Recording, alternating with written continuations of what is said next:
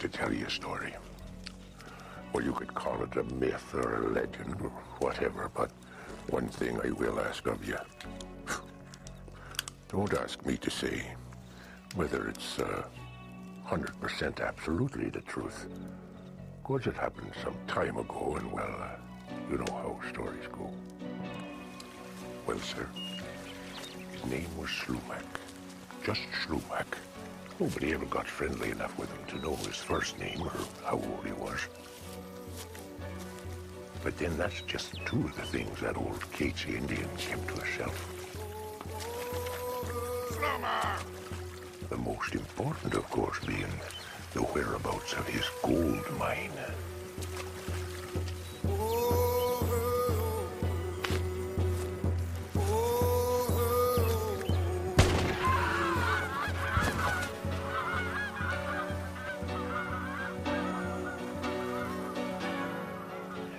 Yes, sir. Old Slumac kept his secrets, even as the hangman was slipping the noose around his neck and pulling the lever that opened that trapdoor and sent him plunging through into the vault of eternal silence.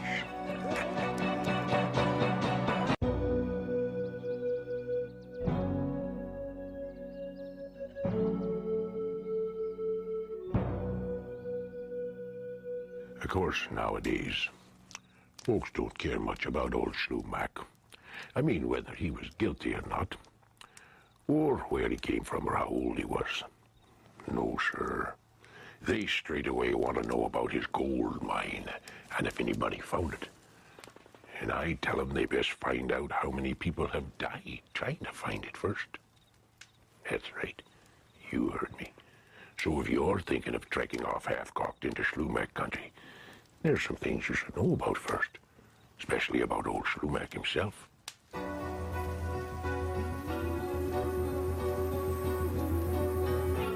How he could talk to the animals, for instance.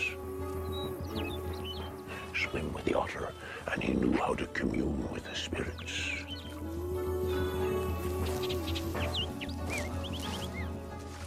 And his Indian name meant rain.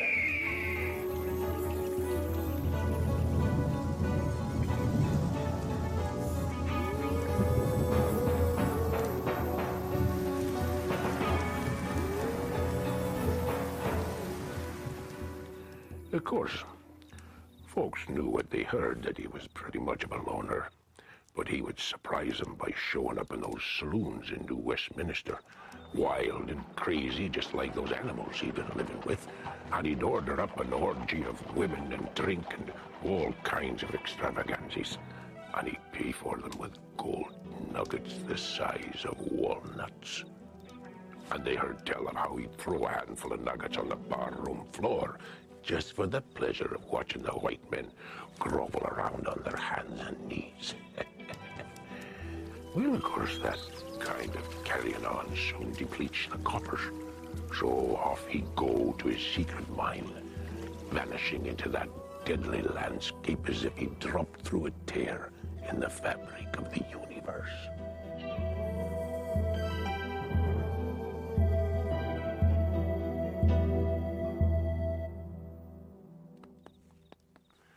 Now, I know what you're thinking.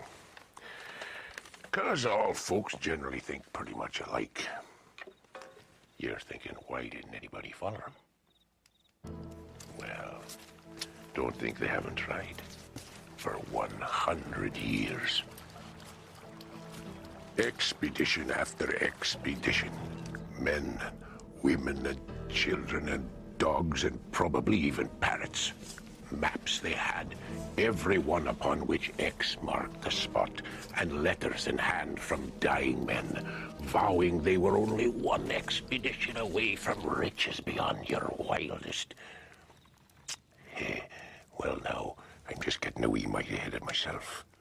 Suffice it to say that those who first tried to follow Slumac always failed, confounded by his bush sense and his knowledge of secret Indian trails.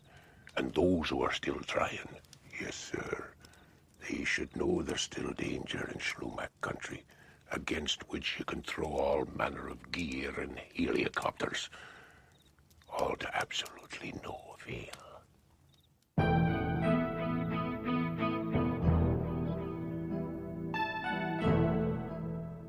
Volcanic Brown's search party would be right along this area here, above Corbold Creek. Yeah, I expect so. Now, for a place to land, do you have a suggestion there for the helicopter? Well, we want to work in this area here, and I see a fine ridge here, which would give us good access to the country around. So we should set up our base camp about here, just above the timberline. And there's a small lake for water right here. We've been researching the legend of Slumac's gold now for about 15 years and mounted several expeditions.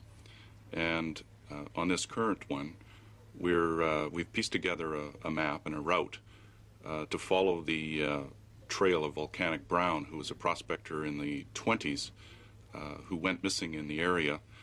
Search party found his camp, and in his camp was a large quantity of gold. So if we can follow the trail and the route of the search party, then perhaps we'll find his last camp, and that'll put us in the area of where the gold is, if there is any gold. Here's a quote from another article. Here it says, he murdered those who followed him to his secret mine. He sent 12 to a horrible death, somewhere in the mountains of Pitt Lake. Here's another example. Indian killer, once terror of Pitt Lake. Slumac murdered trespassers for no apparent reason beyond the fact that he liked to be monarch of all he surveyed. It says here, it was noticed by police that every time Slumac left town, a very attractive girl went missing. To date, they noticed that 3 white girls and 5 lovely Indian maidens had very mysteriously gone missing. And then there was Molly Tynan. Half Irish and half Chinese. Can you imagine that? An exotic beauty if ever there was one. Well, she was just about as much of an enigma as old Slumac. But she'd heard stories of this Indian's wild spending sprees, and she fixated on the idea of ingratiating herself into his confidence the next time he showed up. So she took herself a job waitressing at the old Sasquatch Cafe.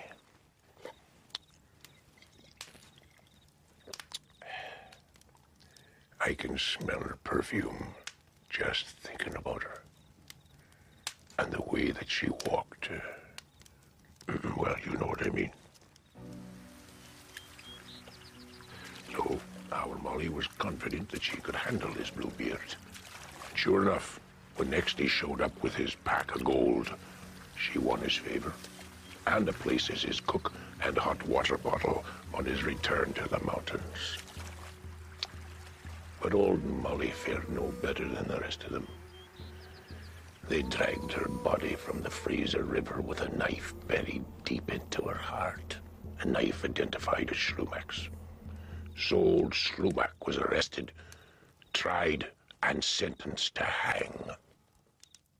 So Slumac was supposed to have murdered all these women to protect his gold. Yet the facts are here for everyone to see, under this headline. Shot dead, September 9th, 1890. It says he was arrested for shooting Louis B.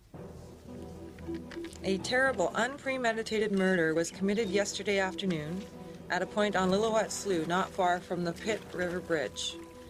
An Indian named Slumac, aged about 60 years, was hunting in this neighborhood and came out of the bush with his gun in his hand. A half-breed named Louis B. sauntered up to Slumac and asked him in a casual way what he was shooting around here. Without a moment's warning or any preliminary sign of anger, Slumac instantly leveled his gun at B and fired. October 25th, 1890. Headline, Starved Out. The Indian Slumac was forced to give himself up yesterday to the police. He had eaten nothing for several days and was in a terrible state of emaciation and thoroughly exhausted. The jury retired at 3:45 and after being out 15 minutes, returned with the verdict of guilty. His lordship sentenced Slumac to be hanged on January 16th next. Imagine just 15 minutes for the jury to make a decision to send a man to the gallows.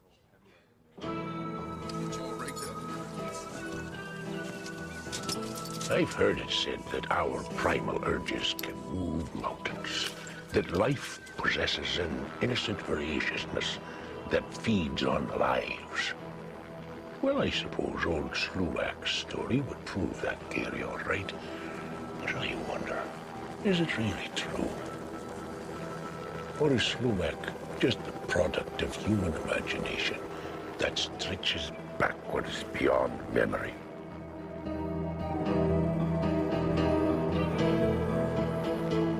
Now, we're a restless lot, you and me, always searching for causes. Why, when we hear thunder, we think, oh, must be the voice of God.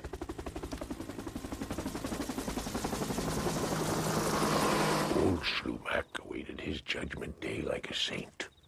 And on the morning of his execution, January the 16th, 1891, he arose from a sound sleep.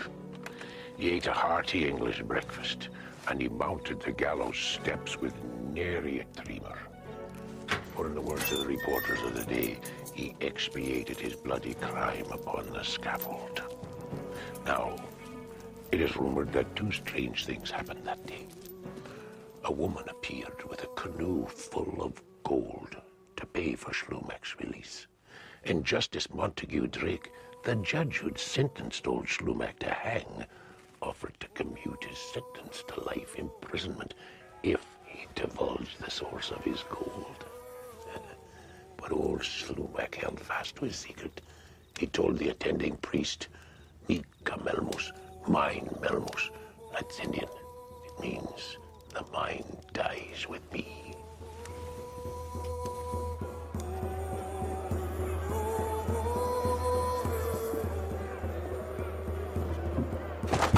Mika Melmus, mine Melmus.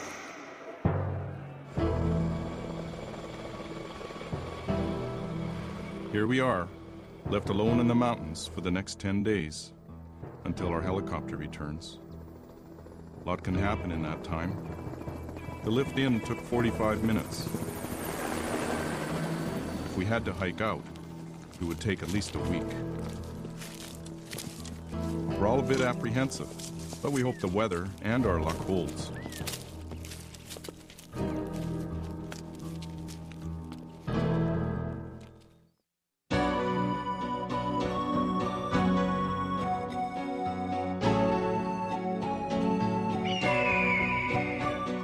Some folks say that everything we do is recorded in the annals of time. Everything is written down, nothing is left out. All injustices are avenged. Some say just such an injustice was done to old Slumac on that cold January 16th, 1891. They say that he was just an old man who didn't know anything of the white man's ways. He didn't speak the language of the court, and the record shows that 2 witnesses for the defense were never called. And indeed, old Slumac himself was never asked to tell his side of the story. Mika Melmus, mine Melmus. These 2 men were in the canoe in the river shouting, "What did you kill? What did you kill?" you know? And the old man answered he shot a deer and he couldn't find it. He had a very weak voice, I believe, and this Louis B., I guess, you know, didn't hear him well enough. He got in a huff and, "What's the matter with you? You so-and-so, you know," called them names. And he jumped out of the canoe with a, what he called, 1-bit axe, swinging it around. He said, "Don't answer me, I'm coming up there and chop your head off."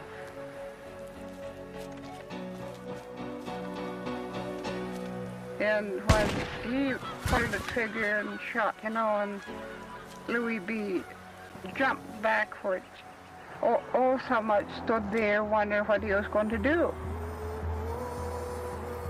You know, he sat down and wept a bit, you know.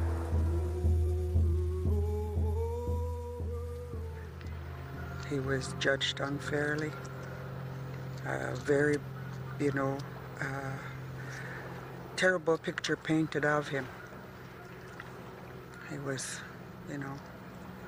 laid to rest in a place that wasn't his own. Well, I heard lots of stories about him. Somebody said that he was more or less a Robin Hood, helping the poor and stealing from the rich. We're looking a long time, we haven't found anything yet, eh? I don't think they will either.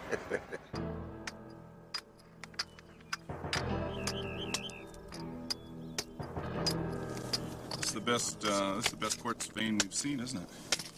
Is quartz where you really find gold? Actually, it is. Here's a bit. Now this rock here, it shows potential for gold. You're right, really. Here, Kathy. Old Slumac had, however, passed on the secret to his mine, to his son, on the condition that he'd never go there unless times were really bad. Slumac the younger, known less for his kinship with the band than with the whiskey bottle, headed for the hills before his father's corpse was even cool. And when he returned with the gold, he found it would buy everything except what he wanted the most. Firewater. So, he had to take on a partner. A half-breed who was only too happy to wield a pick and offer his services as a bootlegger in return for a share of this El Dorado. The problem was that he wanted more than his share. So when next they went after the gold, only the half-breed returned. Some people say that old Slumac never did place a curse on his mind. It was only the violation by his son of their sacred trust that roused the old man's spirit to punish all those who would violate his sacred testament. And so doing, he rendered his own son as his first victim. We've dropped several thousand feet into the valley of the Pitt River and are following the route taken by early prospectors who've scoured this area for over 100 years. For some of them, this was a one-way road.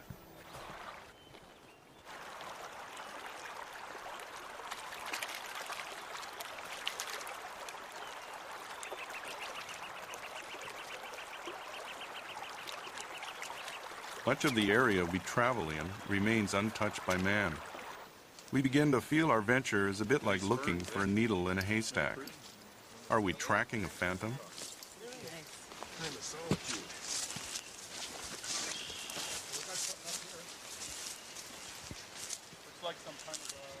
A miner's cabin. We're tempted to jump to conclusions. We're thinking of Slumac's most determined believer, the old prospector Volcanic Brown. He had a cabin somewhere below the tree line. I don't like hanging on to this. Fall right over. Nobody home. Look at this frying pan. It's got holes in it. I have one like this at home. What a piece of machinery. Why do you think mining? Old shovel. Well, there was a gold pan there, shovels. What else would he be doing out there? Well, let's see if we can find out where this fellow is working. Thank you. Let's have a look in here. I wonder how long has this been here? Well, I'd say it's could be half a century easily.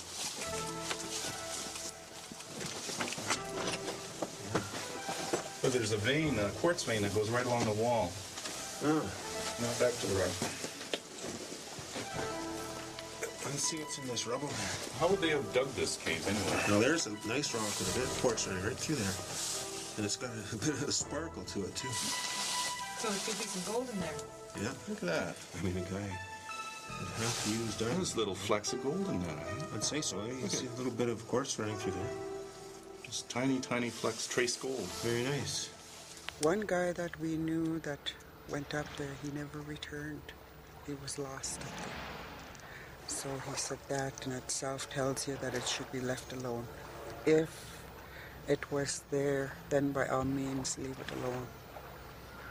Tommy Williams and Peter Pierre decided they'd go up doing some looking up in the pit country, and Peter Pierre fell and he broke his hip, and they had to carry him out. So that was perhaps the beginning of this curse of the lost mine at Pitt Lake. He vowed he'd never go back up into the country again, and he never did. So, he who looks for the lost mine dies. And that was headlines.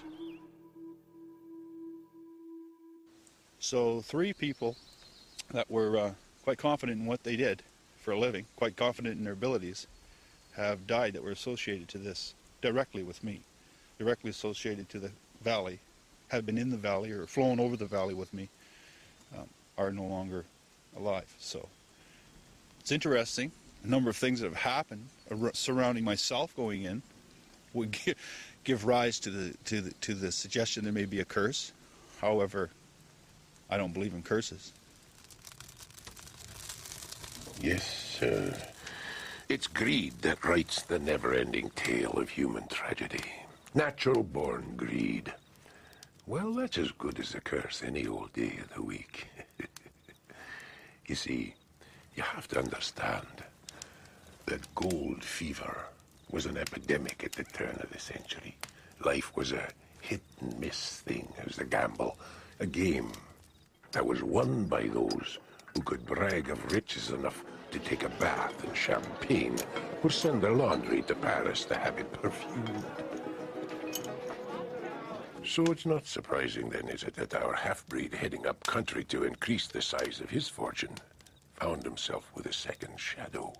A shadow in the form of a somewhat more than curious prospector, a Californian, a seasoned miner from the Alaskan gold fields, somebody who would give old Schlumack a run for his money, and somebody who would start a stampede of folks from all tarn nation, all coming to gamble their all.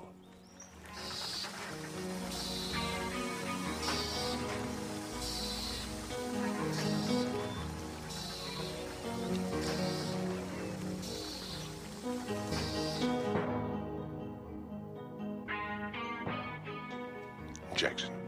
That was his name. John Jackson.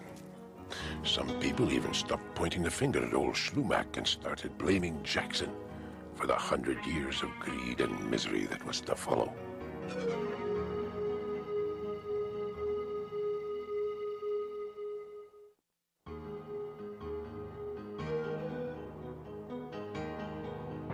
Now, Jackson had heard about the lost mine, and he went public with the fact that he intended to find it. So he tracked that half-breed, and eventually he came to the end of that proverbial rainbow, whereupon that poor half-breed was forthwith dispatched into the land of the hereafter, and he became what your statisticians might call victim number 2.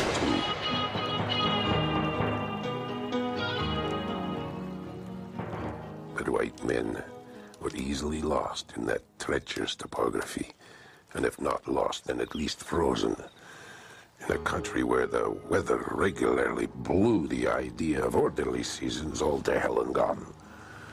When Jackson was next accounted for, he was alone. His hands shook, his clothes were in shreds, and he spoke deliriously of a country that might well have been hell on earth. A nightmarish landscape of dense mists and cliffs and crevasses and famine and flood and a cold, cold wind that spoke to him in tongues. But in his gnarled hands, he held a heavy satchel that he guarded night and day. Yes, greed was indeed riding shotgun on old Schlumack's curse. Not long after Jackson returned home, word filtered back that he had deposited over $10,000 in raw gold in the British North American Bank in San Francisco. But Jackson, too, had fallen under the spell of old Schlumack's curse, for he never regained the energy to return. And within 3 years, he found himself rather like the old Indian on death row, infected with a secret that would not die with him. It was a friend in Seattle to whom he passed on the dreaded Schlumack disease, a fellow called Shotwell. But unlike Schlumack, Jackson made no dire warnings, only wished his friend the best of luck in finding riches beyond his wildest dreams. I had been out over 2 months and found myself running short of grub. I had almost made up my mind to light out the next day. I climbed to the top of a sharp ridge and looked down into the canyon or valley about 1.5 miles long. And what struck me as singular, it appeared to have no outlet. The creek entered a crack and was lost. Going upstream, I came to a place where the bedrock was bare. And here you could hardly believe me, the bedrock was yellow with gold. Some of the nuggets were as big as walnuts, and there were many chunks carrying quartz. I saw there was millions stowed around in the little cracks. I buried part of the gold at the foot of a large tent-shaped rock facing the creek. You can't miss it. We're not going to make it to the top of that ridge, Dick. No, I think we can camp up ahead here. It'll be good for tonight. We've got to find some water. As long as it's cool. I'm gonna rest. Yeah. Geez, it's got a tent shape to it, eh? Well, there's a nice big shelter in here.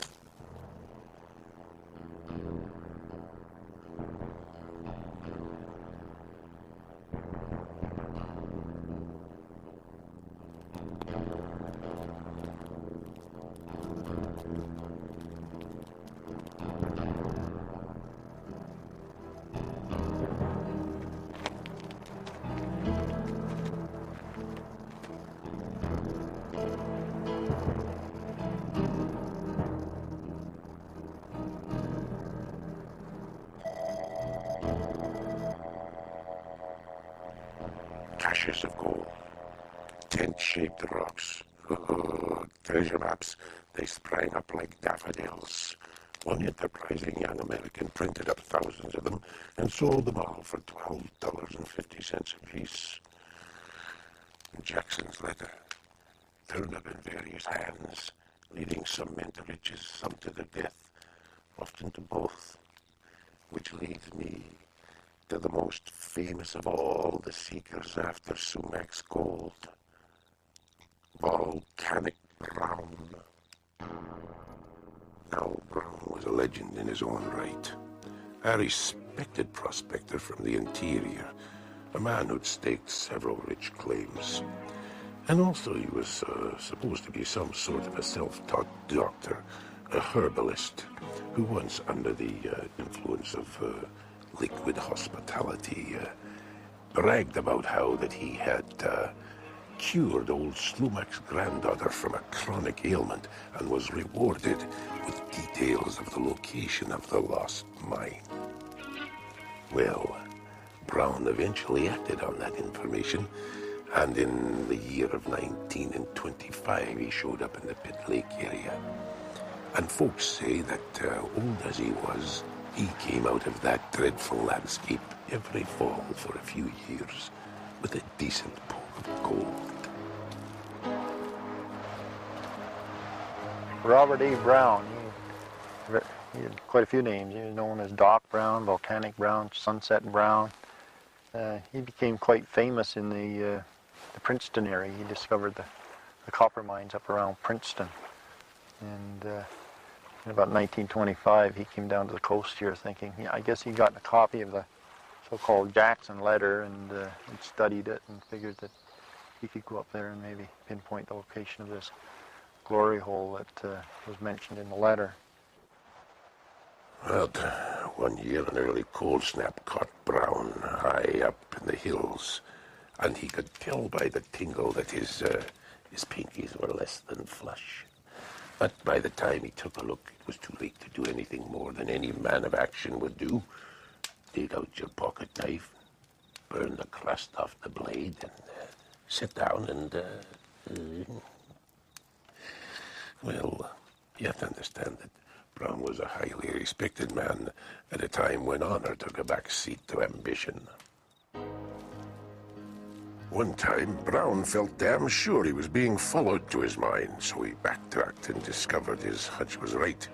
He didn't have to turn on his powers of persuasion, however, where he found the interloper at the bottom of a cliff, with one leg that was already turned around and going home. Now, Volcanic could have left him there with little to bother his conscience, but instead he did the moral thing and risked his short enough already mining season to help that hapless victim back to civilization.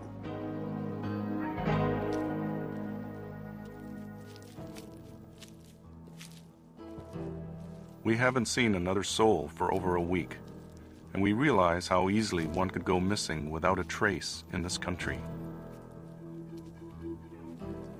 Then we make our most significant find. Look at this. That's interesting. That'd be a sleeping bag? Big canvas, this is probably about 6,000 feet. I'm sure. Could be Mr. Brown's last camp. There's a shovel. Look at an old shovel. Oh, I wonder where the end of it is. Look at this. What is it? Oh, my. Oh, neat. I know what that is. I think. What is it? It's a mortar and pestle for grinding rock samples. It's a miner's, prospector's tool. Well, that's a pretty valuable thing to leave here, eh? Oh, neat. Wow, is that everything? There's all your gold in the bottom. Huh. But in the fall of 1931, it was old Doc Brown who failed to show up. Oh, they launched an all-out search party, and it took weeks to find his camp, buried high in a pass between two glaciers. Search unsuccessful, but it was a glorious new trail these mushers blazed in the teeth of a November blizzard. It has snowed for 16 consecutive days. An icy wind still whips down from the north. The trail is buried 10 feet deep. Food has run out. Civilization is 5 days' march away. Two men ply a pale fire with frozen wood. In front of them frowns the 60-foot lip of Stave Glacier. About them stretch miles and miles of steep valleys, ridges, gullies, and mountaintops.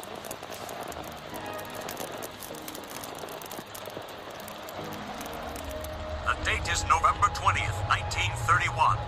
The climax of an unsuccessful 3-week search in winter's worst weather. Over a 100-mile section of BC's roughest country. For the missing prospector, Volcanic Brown.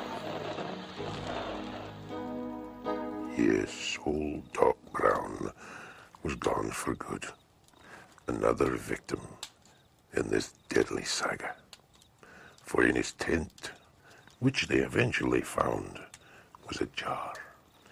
A very large jar of pure gold.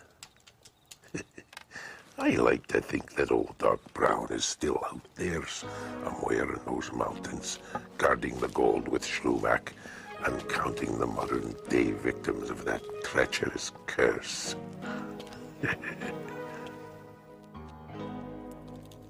And he actually had to amputate his own toes. And he walked out with a tin can placed over the end of his boot in order to protect his toes from the rigors of walking. That gives me the creeps. In fact, I'm beginning to wonder if we should even be here.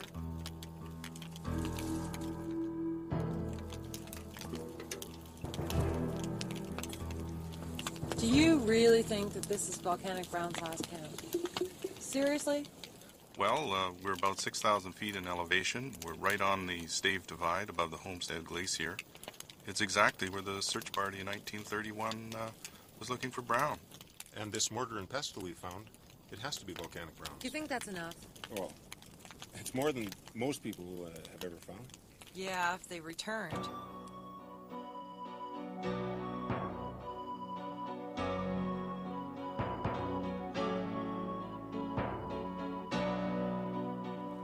Some of those who died next were people that I knew. Alfred Gaspard, an experienced prospector, radioed out that he was close to his El Dorado. Then he failed to show for a scheduled rendezvous with his helicopter. He was never heard of again. That was in 1950.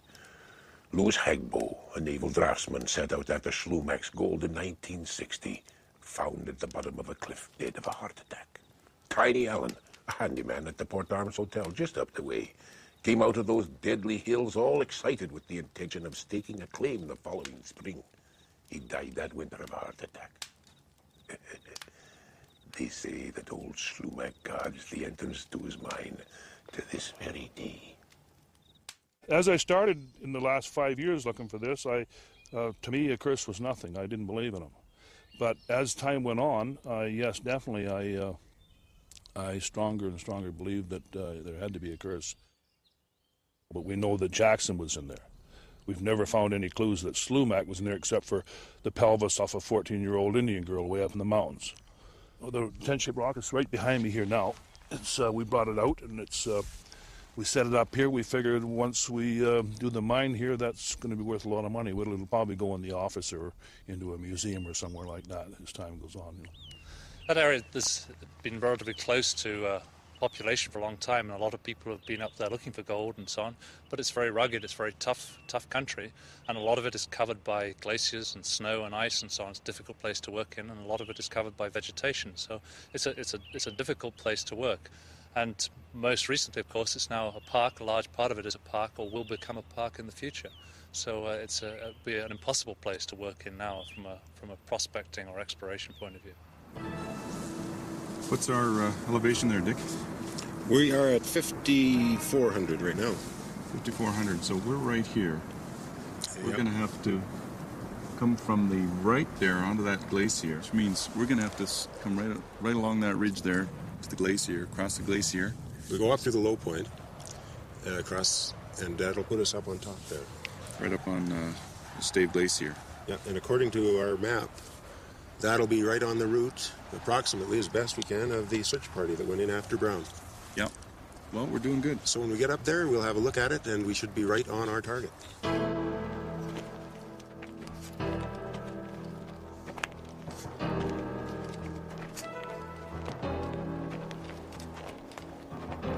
Curse or no curse, this is a lonely and dangerous country. We rope up for a scary glacier crossing. We're a day's hard climb away from our final camp.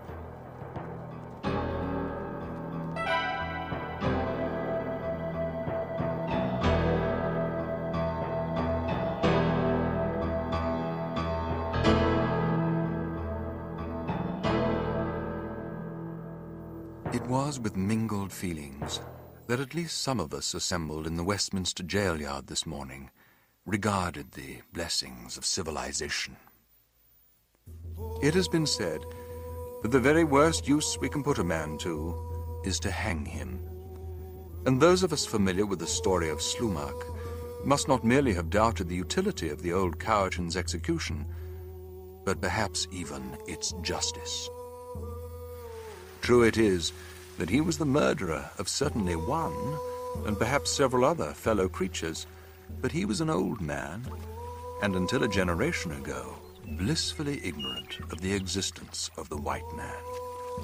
His untutored and simple nature saw in the paleface an enemy trying to drive him and his people off the land which had been their hunting ground since time began. Can a leopard change his spots?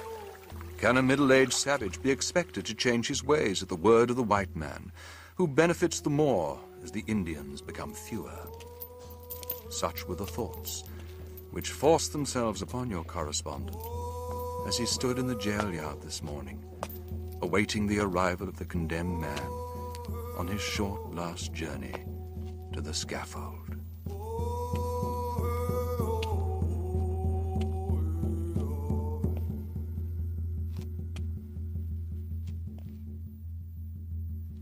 They say that Slumac guards the entrance to his mine to this very day. Old Chief August Jack Catalano went looking for the mine many times.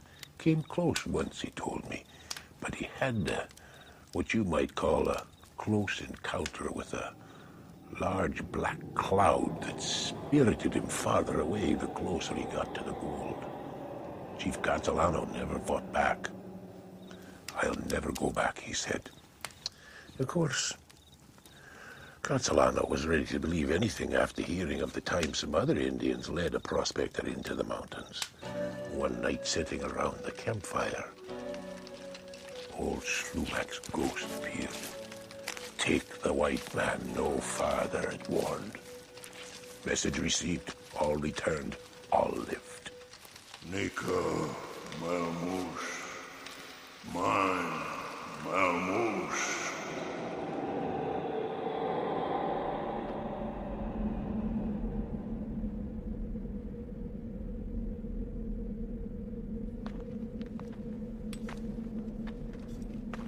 Today, we were supposed to be picked up by the helicopter, but we could be stranded here for weeks.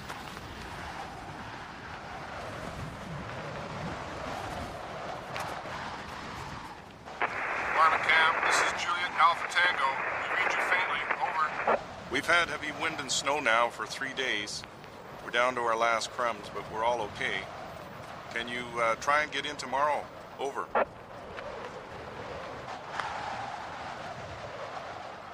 There have been many, many men who caught the dreaded Slumac gold disease and died. Somewhere between 24 and 36 by my count. Some of them were experienced prospectors with all manner of high-tech gear and radio links to the outside world. Some of them were rank amateurs, and then there's God knows how many others that we've never heard of.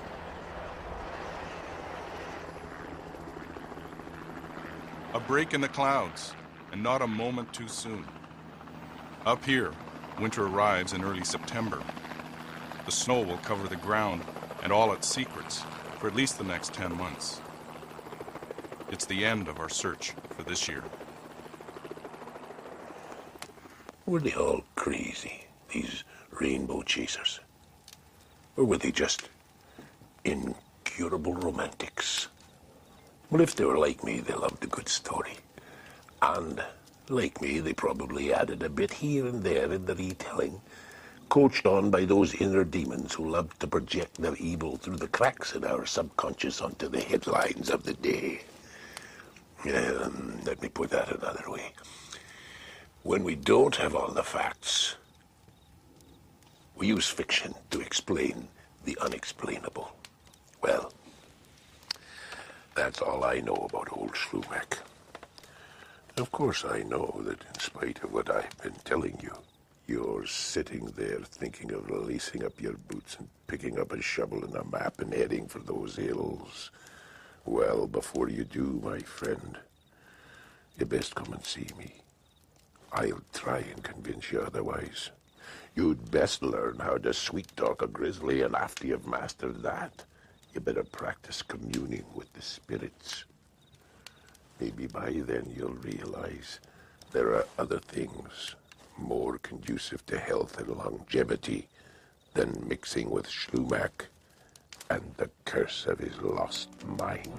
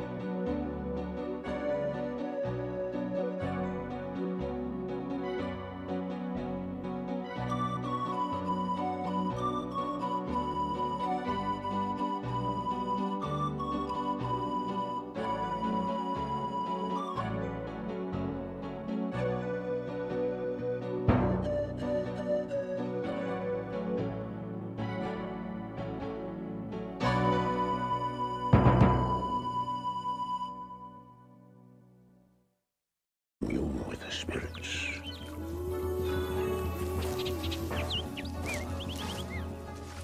And his Indian name meant rain.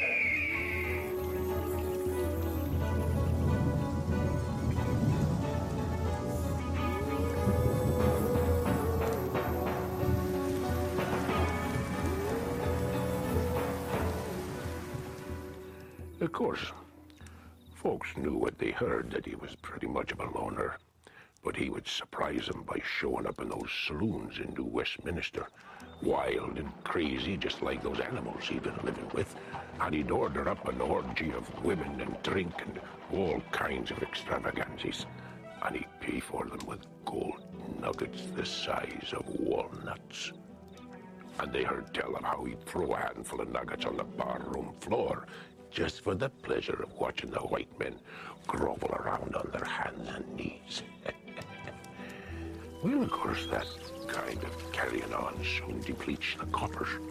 So off he'd go to his secret mine, vanishing into that deadly landscape as if he'd dropped through a tear in the fabric of the universe.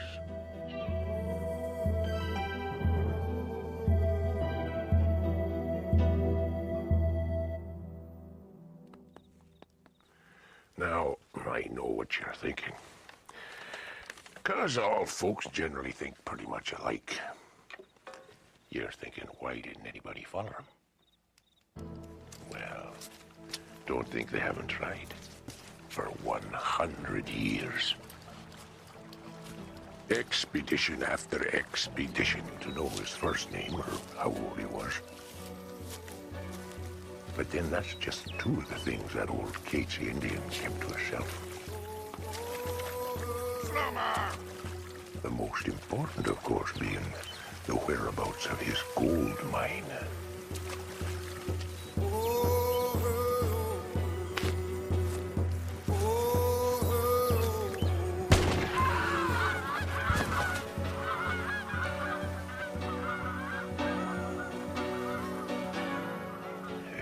Yes, sir. Old Slumac kept his secrets, even as the hangman was slipping the noose around his neck and pulling the lever that opened that trapdoor and sent him plunging through into the vault of eternal silence.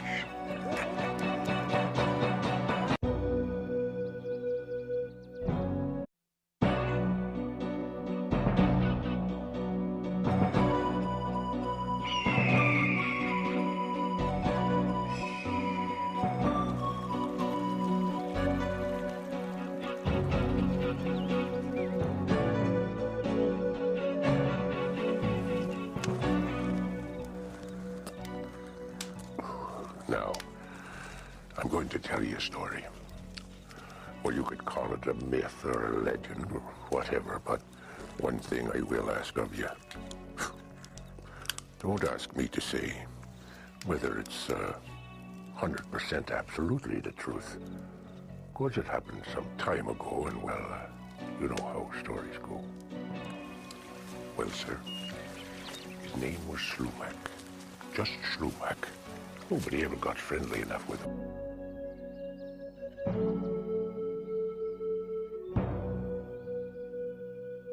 Of course, nowadays, folks don't care much about old Slumac. I mean, whether he was guilty or not, or where he came from or how old he was. No, sir. They straight away want to know about his gold mine, and if anybody found it. And I tell them they best find out how many people have died trying to find it first. That's right. You heard me. So if you're thinking of trekking off half-cocked into Slumac country, there's some things you should know about first, especially about old Slumac himself.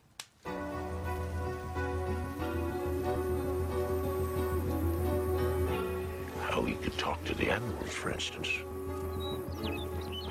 Swim with the otter, and he knew how to